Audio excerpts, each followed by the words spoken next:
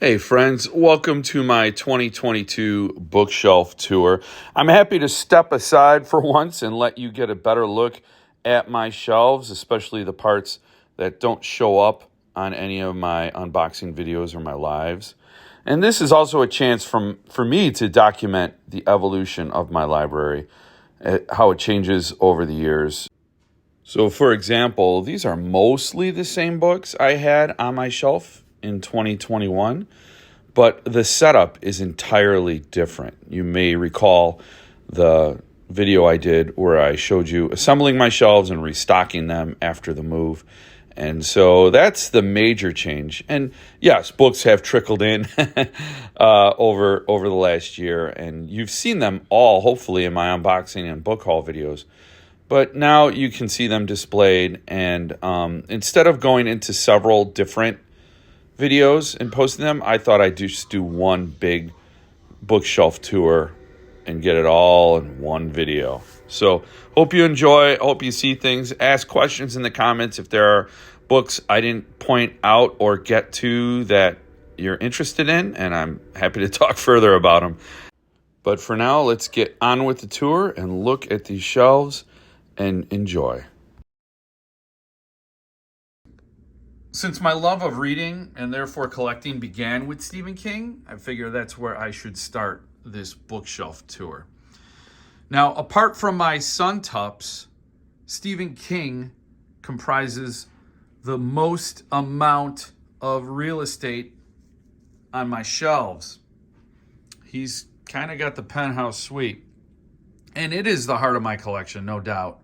Some of these books have been with me for over 30, 40 years, and some are really new, recent acquisitions in limited edition form. But Stephen King began it all. And it began with this book.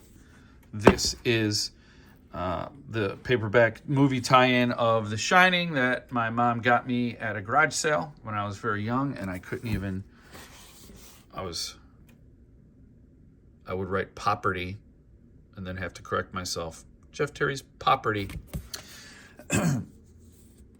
But where my reading began with paperbacks and first edition trade hardcovers, the collection really accelerated with the Dark Tower series. That's the first time I read books that had pictures in them, beautiful illustrations from Wayland in the Dark Tower, the Gunslinger. Really cemented my love of putting art with the written word. Something I had shied from, but man, when it's done right in a beautiful limited edition form, it's magic. Now most of these Grant editions are the trade editions. And if you notice, I put my books on the shelf in the proper slipcase spine out method. Some people opt for the book spine out approach, and that's fine. You could be wrong. I mean, if you have a slipcase that protects the book from the effects of the sun and other elements, then why not use that slipcase to its full effect? But once I got the Grant editions, I began hunting other limited editions. And it was many years between my purchase of Wizard and Glass from Grant that many years later I found Cemetery Dance. And this was the first book I ever purchased direct from Cemetery Dance. So funny story about it from Cemetery Dance. When you think of how quickly things move in today's collecting world, it was released and published, and still available. That would never happen today. That's how I was able to score a gift edition. Now that $125 purchase could get me $1,200 on the secondary. But at the time, it didn't sell out pre-order. It would now, no doubt. That would sell out pre-order. And also, Cemetery Dance would make you wait years. Right next to it is the German edition of it. It's titled S. And I bought it just for the design elements and the presentation. Obviously, I don't read German. But this section kicks off my absolute best Stephen King books. The German edition of It I put next to the Cemetery Dance edition of It because it's It. It's It. What is It? It's It. Then Bag of Bones. Those two are signed. The only time in my life that I ever met Stephen King was captured in those two volumes. And then Sleeping Beauties, that's a trade edition signed by both Owen and Stephen. Then that is the signed Cemetery Dance edition of Sleeping Beauties, protected by a, now out of season, yoink, moth that my daughter, the artist, made from clay and other materials. Love it. Stands guard and protects my Sleeping Beauties. If It Bleeds, signed first trade edition with a Cemetery Dance slipcase. Later, signed hardcover with a Levidian slipcase. And then Desperation by Grant. And that's next to my other Grant editions, which comprise the entire Dark Tower series to date. Still waiting. There will be another one. There will be another Dark Tower story from what I understand. And I can't wait to get it. I like to stack paperbacks in as sort of decor. It's decor on the shelves. Also, a real soft spot for the paperbacks that got the addiction started. Then down here, you'll see these are my first edition trades, all well read, all well loved, except for Rose Madder, but we're not going to talk about that. That's the What's in a Name chapbook from Levidian. Very cool thing with a Bev Vincent signature and Francois Villancourt art. Amazing stuff. Here's a Royal typewriter and a Plymouth Fury tag with just this creepy doll. The creepy doll's not tied to any Stephen King story that I'm aware of. I just thought it was creepy. And I put her on the typewriter throne with the Plymouth Fury name tag from an actual Plymouth Fury. Then here we have the stand. This is the Books A Million edition, exclusive edition, and then the first edition, trade edition, with a Glenn Chadbourne signed slipcase that includes Scott Ian liner notes, which is very cool. 2 copies of Misery, don't ask. Then the Books A Million Night Shift with a glow-in-the-dark cover. Back there, other trade editions. You got the Hodge trilogy, some of the newer ones, like Revival and Outsider and Institute. Some of those I haven't read yet. And it carries over to here. You can see I did not opt for chronological order. I just, you know what? I just didn't care.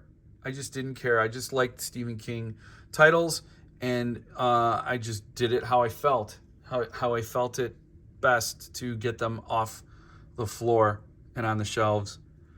If you're wondering, this is also a Glenn Chadbourne dust jacket from Overlook Connection Press.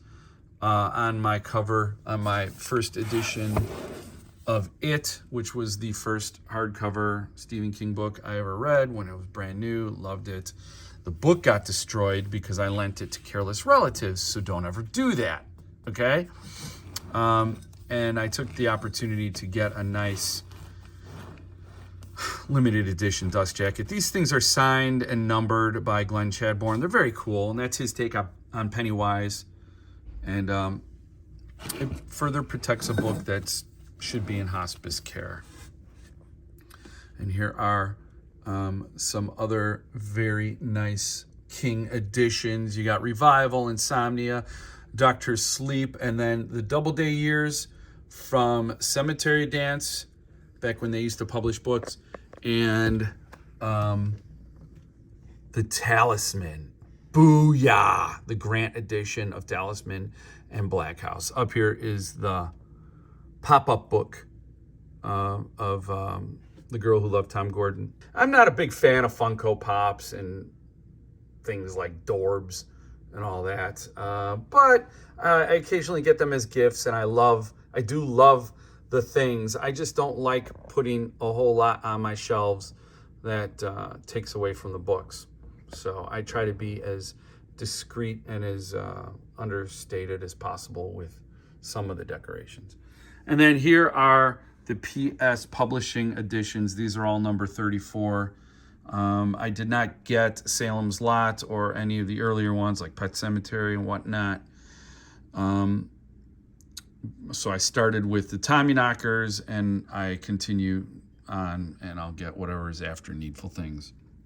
And then finally, over here on my Stephen King shelf are my fairy tales. 2 of them are independent bookstore editions, the 2 on the left. The one in the middle is a trade edition, first edition, the one I read. And then the other 2 are the special limited editions from Simon & Schuster, limited to 2,000 with gilded page edges and different end sheets. Really cool end sheets. I do dig them. And then that's Blood and Smoke audiobook on discs from Stephen King. Those were first released.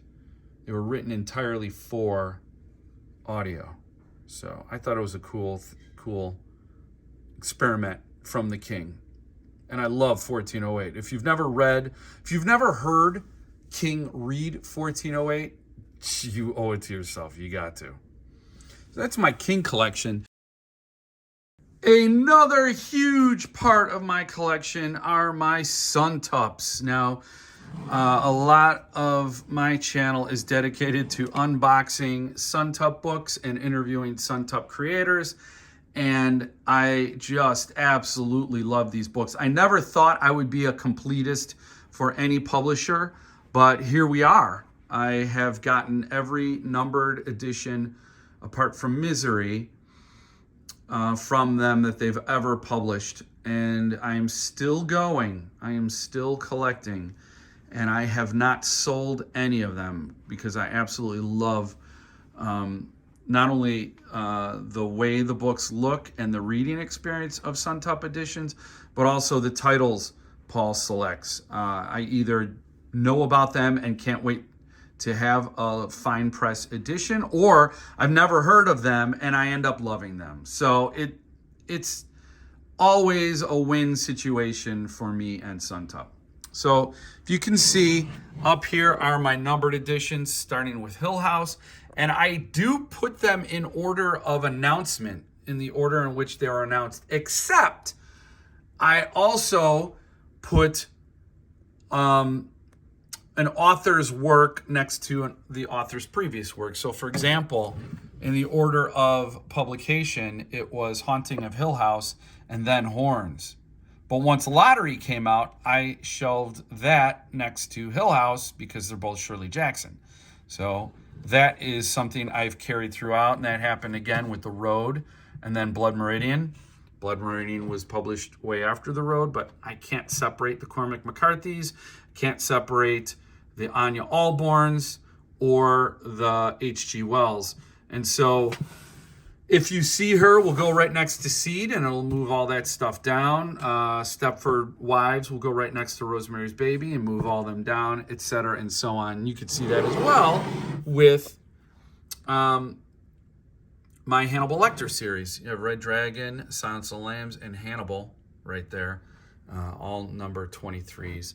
Now, if you're wondering what these accoutrements are, they are pieces my daughter created, and I love them very much, so they stay there very much, as well as official Suntup merchandise. That lamb came with Silence of the Lambs, and I bought that Oscar's Cube separate, and I keep it right next to Let the Right One In. So let's move that over. And so you see Neuromancer, Auctioneer, Scanner Darkly, Simic Poetry, World Doesn't End, Heinlein, and then my numbered editions continue. Oh, also, yes, there are some books. I own 2 lettered editions, and one is The Butcher Boy, and the other, which is mobbed right now by my daughter's creations, is Red Dragon. And they are Yeah, I am cringing too that I have all these things on that tray case. So please do not tell Paul. But I have those two, and I like to give them a grander display, at least call them out. And since I have these 2-foot shelves, these shelves are 2 feet deep, I have that luxury where I can pull out some editions. And another one is Misery, because this is the artist gift edition. I was too slow to get the numbered. And it's an elevated, it started the whole Suntup shebang for me. And that can't just be shelved with the other artist editions. It needed its own pedestal. And it's also right next to my Stephen King collection. So while it is a Suntup book, and all Suntup books stay next to Suntup books, it is also a King. So this is the best logical place for it. So, and down here we have my continuation of the numbered editions with Exorcist, Wolfen, and Magica, that thick book. You could see the spot there where it was, and now where I have it. I think I'm going to store this one on its side because it's so big that I'll get spine lean. You know, it'll pull away from the spine if I store it upright. And, you know, that's a totally natural thing that happens because of a thing called gravity. And I'm just going to avoid that by putting it there. So I'll probably close that hole up. And I'll have more room, obviously, for future numbered editions. I may also do that with Blackwater. I don't know. Blackwater is a big, thick one, too. And then we have The Collector, Butcher Boy, and Charlie. Now, Butcher Boy artist editions are here next to the numbered edition because I consider my Butcher Boy set a set. And in fact, I did have the the lettered edition down here, and I will resume displaying it next to the other Butcher Boys because they are a family and they need to go together. I'll just do that now.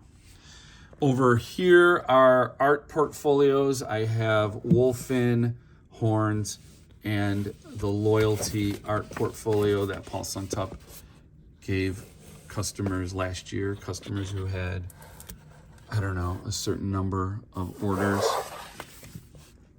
And he rewarded them, and of course I qualified because I am uber fan. Here are my arcs that I've got to date. I am missing one arc, Neuromancer, because one great friend of the channel who is an enormous fan of that book deserved it more than I did. So I gifted it to him. And I'm very glad I did. Down here, finally, are my artist editions with my daughter's artwork again. We'll just put that there. And these are the artist editions I own. It starts with Horns because Misery, again, is up there. And it continues. So Horns, Rosemary's Baby, I have 2 of those. Maybe I'll sell one to you. Maybe I won't. I don't know. And I have not been a completist on artist editions the same way I had been or have been on the numbered editions. I have passed on some artist editions that the numbered edition did it for me because, you know, I have to prioritize funds. So I did pass on some, but not, you know, if I had my choice and money were no object, yes, I would have all the artist editions. And there are some Suntup collectors that's all they have are the artist editions, and it's impressive. When you see them all lined up, it is really something else. Here I have a Magica artist edition on its side again because it's a big baby and I want it to endure. This actually did have a little bit of spine lean to it already, so I might be getting my terms wrong. Maybe it's not spine lean, maybe it's technically called something else, but when the page block pulls away from the spine on heavier books, it's totally normal, but I'm trying to avoid it. And there is a spot where it used to go. So again, just like the numbered edition, I am going to close that gap. And finally, with my Suntup books, I thought it would be fun. Turned out I had a lot of paperback copies of books that would later become Suntups. And some of these were my reading copies. So I thought I would just put them as sort of decor. Again, just the fun of having these paperbacks, like Replay. That's a hard one to find. Haunting of Hill House is really cool. Animal Farm, 1984. A couple of different versions of The Exorcist, and so on. Another huge part of my collection are the Malermans. I thought I would try to be a completist with Josh Malerman books, but I don't know. I don't have one very important volume on my shelf, so I can't be a completist, and that will forever haunt me, sort of. But yeah, these are all my Malermans. I have 7 copies of Bird Box, 3 from Dark Regions, 1 from SST, the ARC from SST, and then the signed first edition trade and the trade edition ARC. So that's fun to have 7 copies of one book. It's a little indulgent, just a little bit. So yes, I also have the Mallory. So I bought the SST bundle, which includes Bird Box, Mallory, Unburied Carol, and then in the future we'll get Inspection. These are awesome. I am a huge Malerman fan. I don't think he can do any wrong in my eyes. The way he writes is incredible. Huge imagination, lots of fun to read and engaging, very thought-provoking. I haven't read Daphne yet. Goblin was the first Malerman I've ever read, and it was with Earthling's Arc right there. And that got the ball rolling, so I was thrilled when Earthling did a new Malerman, which was Ghoul and the Cape. If you haven't read that one, that is incredible. And then Earthling's like, oh, you thought Goblin and Ghoul and the Cape were spectacular? Well, hold my beer, says Paul Miller. And in fact, hold my shot glass, because I'm going to do Inspection to kick off the new Modern Classics line in a full leather-bound edition. Amazing work from... I'm going to do a New Year's resolution where I don't say the word amazing anymore. So I'm going to have to censor it out. But since this is still 2022, it stays in. It stays in. So at the end here, I have my Midnight Under the Big Top Arc, which features Josh Malerman novella.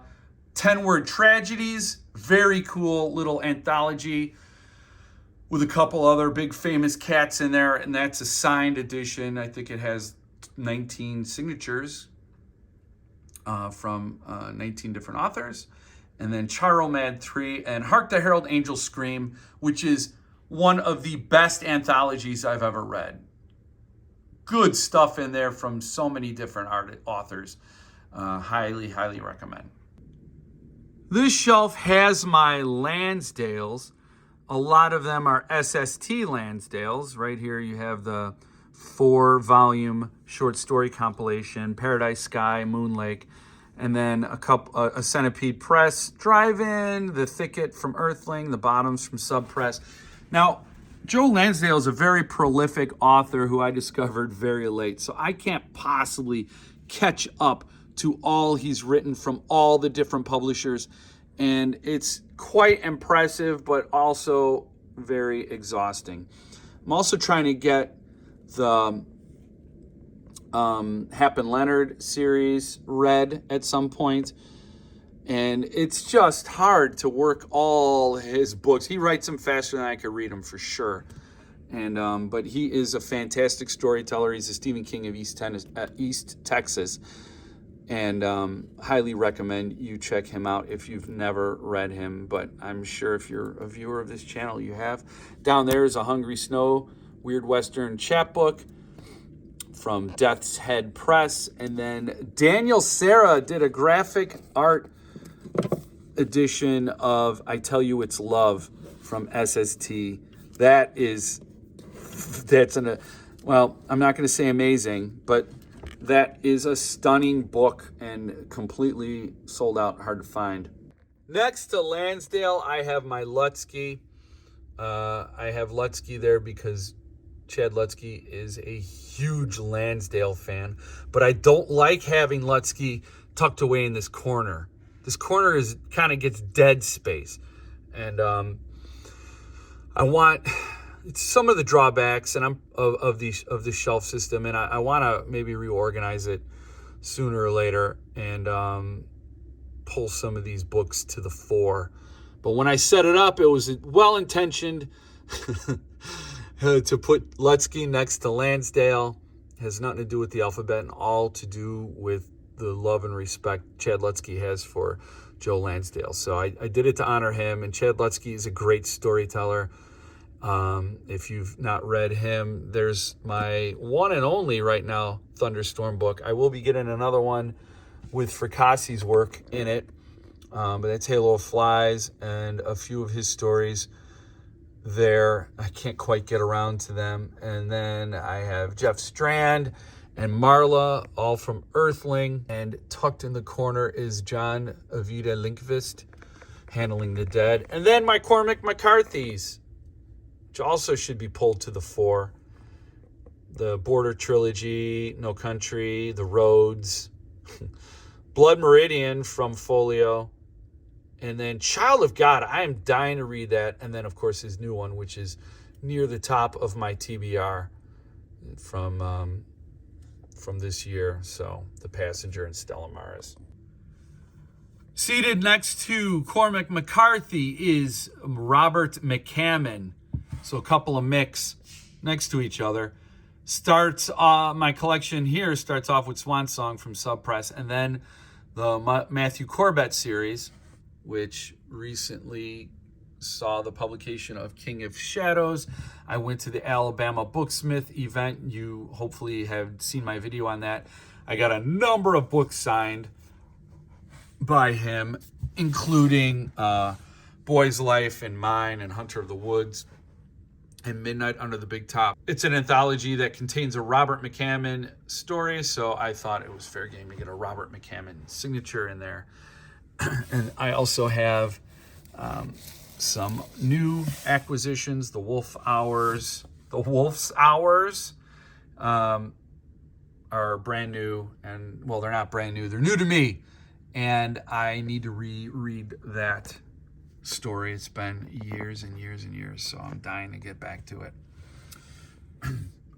He'll Come Knocking at Your Door is a cemetery dance book, short story that I've never read, but it is also signed by Robert McCammon. Over here we have my David Wong, Jason Pargin books, John Dies at the End series. Also my Jack Ketchum Off Season. I'm still waiting for Offspring from Dark Regions, and once I get that, I'm going to read Off Season and go right into Offspring because I like to poison my brain. And also I have to read the Zoe Futuristic Suits and Fancy Violence. Zoe, what's her name?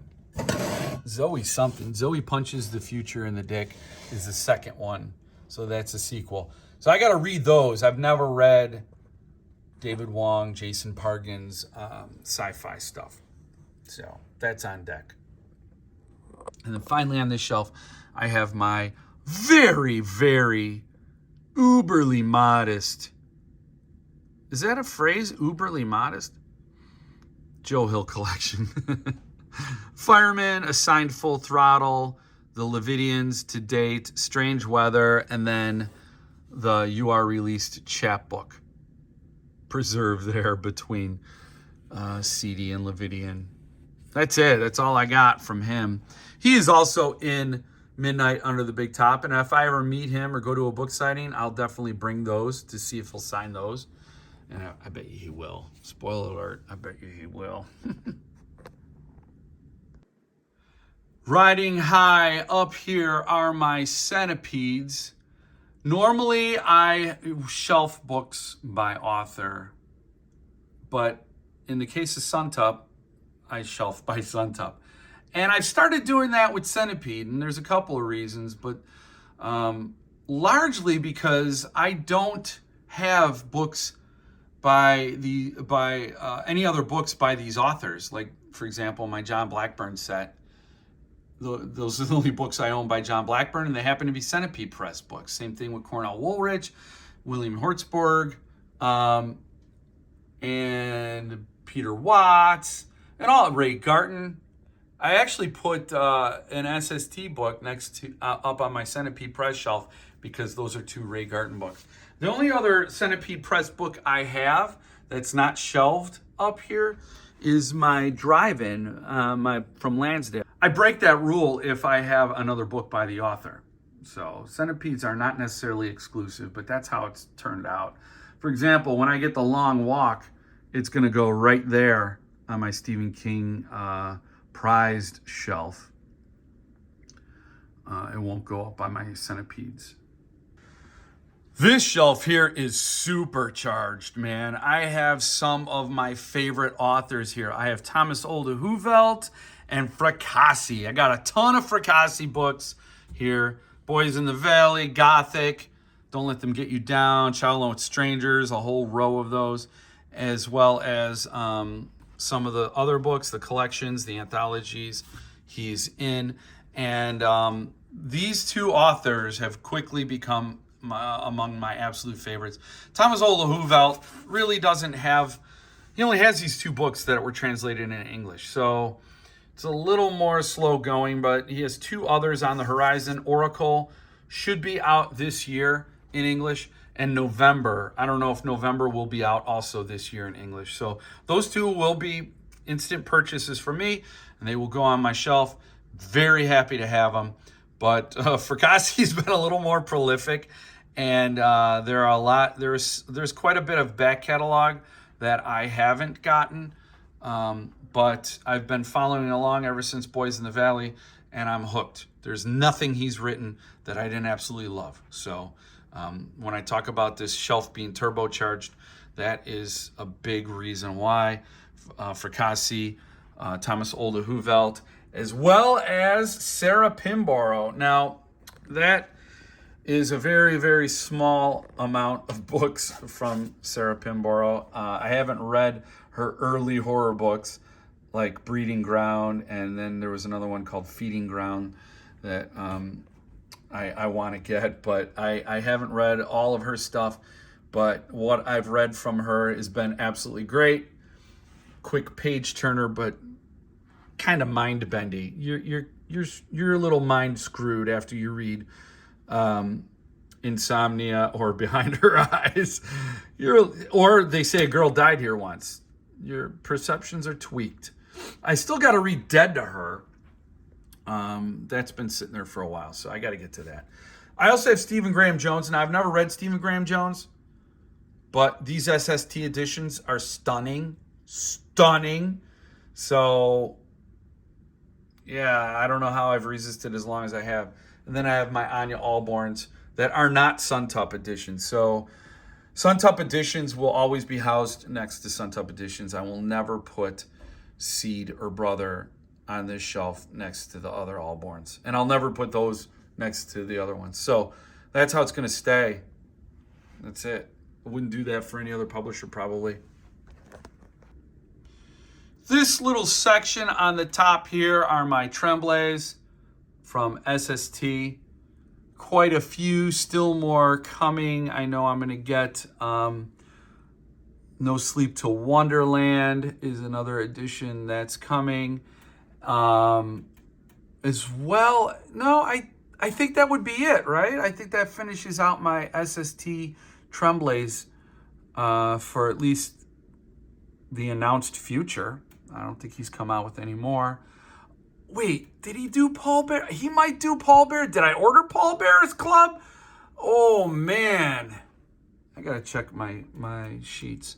Because Tim Laban because The Silence is the only book I own by that author, I've stored it between my Grady Hendrix and my Tremblay, just by way of being an SST book.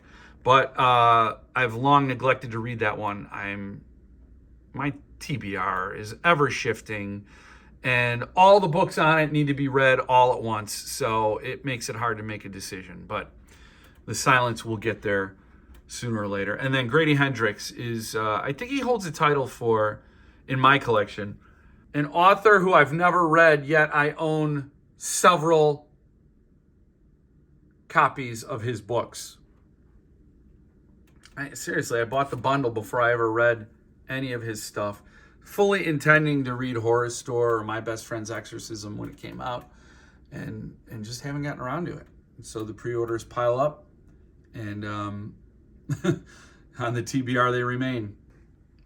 This here is another powerful shelf. These are my Patrick McCabe books. Pogue Mahone, Heartland, which I got to read that book. Butcher Boy, Emerald Germs of Ireland, all those Patrick McCabe books. One of my absolute favorite authors. Just a chemistry with him. My stereotypical leprechaun right there, because, might as well just get subtle racism there. I'm Irish, so don't worry about it. I can say these things. These are Irish currencies. So you can see I'm just jamming all the Irish stuff next to the Irish author.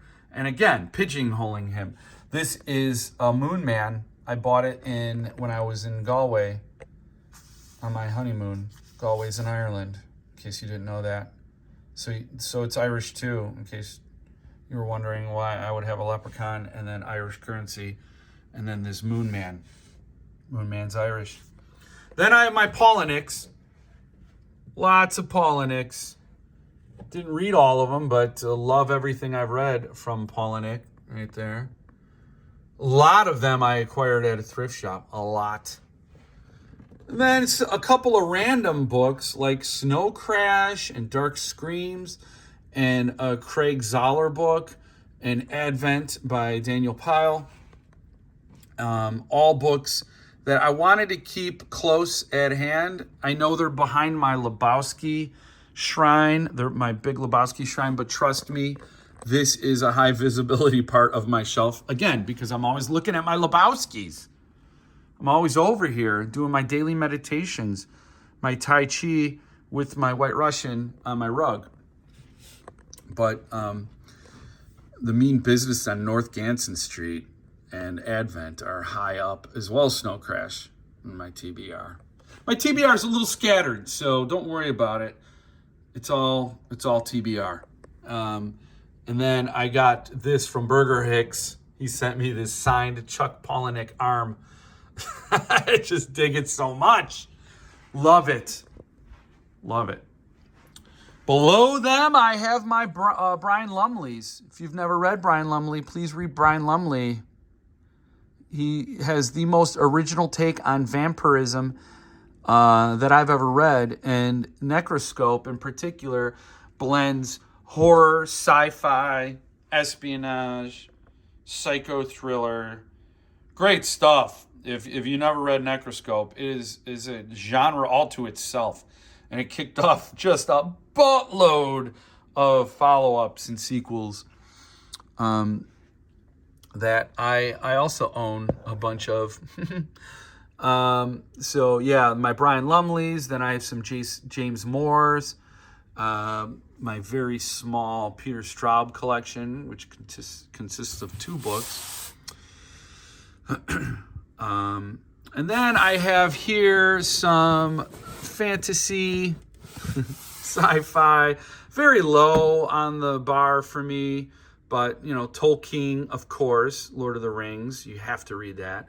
The Thomas Covenant trilogy, which I was told I would like as a horror fan because it's grim. Then some Fantasia Press books that I bought, some Dune there, Dune hardcovers, more Tolkien there, and more Tolkien here, paperbacks.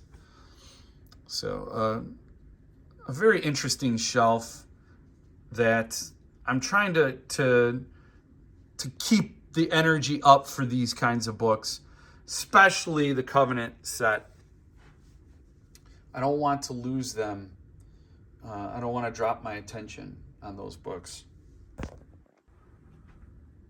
This is a real quick shelf to talk about. These are my Borderlands little books. I have Series 2 and Series 3. And I have no desire to get Series 4, except one will be signed by Philip Fracassi, so I might have to.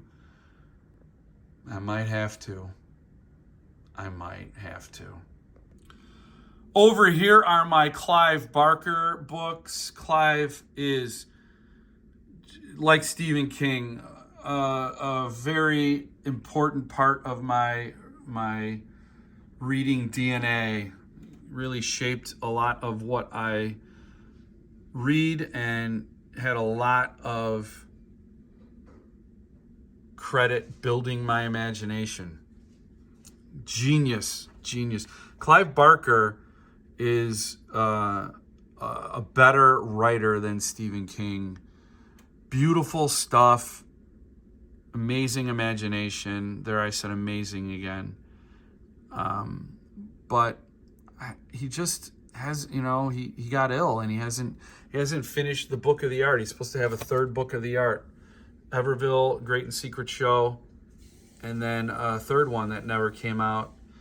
And I don't have the Arabat stuff. I don't have Mr. Be Gone. There's a number of Clive Barker books that I don't own that I should get. I don't have Cold Hard Canyon. But it's not because I don't think he's worth reading everything. He's worth reading everything he writes. I did read Sacrament, but I don't have a hardcover, and I don't know where my paperback went. Oh yeah, what's that? Oh, Hellbound Heart.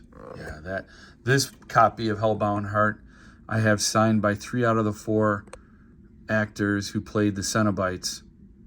The only one I'm missing is Doug Bradley. I have Barbie Wilde, Simon Bamford, and Nicholas Vince. Oh, and it's also signed by Ashley Lawrence, who wrote the intro. And Clive Barker, duh. So, signed by 5 people, no big deal. Over here, Hellraiser graphic comics collection in hardcover. Barbie Wilde, this is signed by Barbie Wilde. She played the female Cenobite in Hellbound Hellraiser 2. I met her at a convention and I got my photo taken with her and she signed this. It's an SST book. Then a couple of folios, Clockwork Orange, followed by my Bradburys and my Keelan Patrick Burks and my Vandermeers. Now, a couple of Thomas Harris trades. Again, just like Chad Lutsky, I don't like my Keelan Patrick Burks being back here. I want them up to the 4, but we are where we're at with these shelves. Nothing's perfect, and I know where everything's at. You could argue they're the most protected, but I want them more in the foreground. And finally, the part you never get to see because it sits well below the viewing line are all the other books I own. And some of these are I keep because I like them. I just don't want them in the front. But these here I've put to the front of the shelf because these are the ones I definitely want to read sooner rather than later. Road of Bones, Lunar Park, Infinite Jest, Confederacy of Dunces. I do want to read the Scott Ian autobiography. All these books here. That doesn't mean I don't like them because they're down here, but I just don't have the space to make all my books come to the foreground. And then these are paperbacks, just an ocean of paperbacks. And behind there, I have my boxes of comic books as well. But these are some paperbacks that were mine, like these Bradburys, and some that I inherited along the way from people getting rid of things or moving their collections along. Down here, I have some books. Now, what's weird is that buried over there are some really great books, and over here are some books I want to get rid of. So I wanted them accessible if I ever post to sell, like Touch the Night. I want to sell by Max Booth, and the Washingtonians and some of the Cemetery Dance stuff I want to sell. I got to get Cyber War out of there. I want that up on top because I need to read that. The Ruins, I need to read as well. And I want to sell my Gwendy there. I want to sell it fast. And yeah, so then down here, some of my former TBRs, some books. This book came with the house, Greasy Luck. And then I have some CDs here, my CD collection, because I took down my CD rack and I had this real estate available. So I put them here. So that documents my library as I close out 2022. A lot of the books are the same that I shared with you in 2021, but the setup is completely different. I gotta say, I am really thrilled with the way these shelves worked out. 4 shelves and 4 shelving units and the 20 shelves, and they all contain my books nicely in a way that, for the most part, I think works perfectly. What happens when I run out of room? I don't know. That's a problem for 2023, I guess. So I hope you enjoyed it. I hope you saw some books that you didn't get to see before, and I hope you just stay frosty.